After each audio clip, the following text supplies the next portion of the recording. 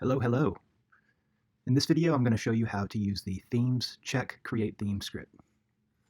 So let's go ahead and run that script and see what the output is.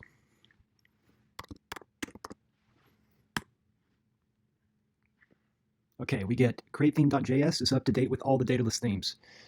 Now, let's go into the dark blue theme and add a new definition. Okay, I've saved it. Now, this missing definition does not exist in any of the other themes. It's only in the dark blue theme. Let's run the script again. And we see in dark blue text, createTheme.js is missing the following definitions that exist in the dark blue JS theme. And it shows the key value. Now, that's a new definition. We don't have a section of the wallet called missing definition, but in a theoretical scenario where we add a new one, you can see that the themes check create theme script will pick up on that and log everything. Now let's say we add a CSS variable to an existing definition, the about window. I've added theme about window missing CSS variable. Let's run it. Okay.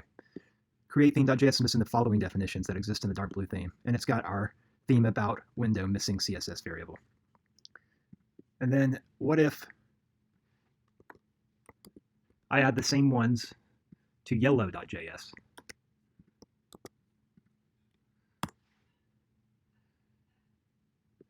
Then you'll see that the output shows both dark blue and yellow.js, and so on for every theme that contains definitions or CSS variables that do not exist on the create theme configuration object.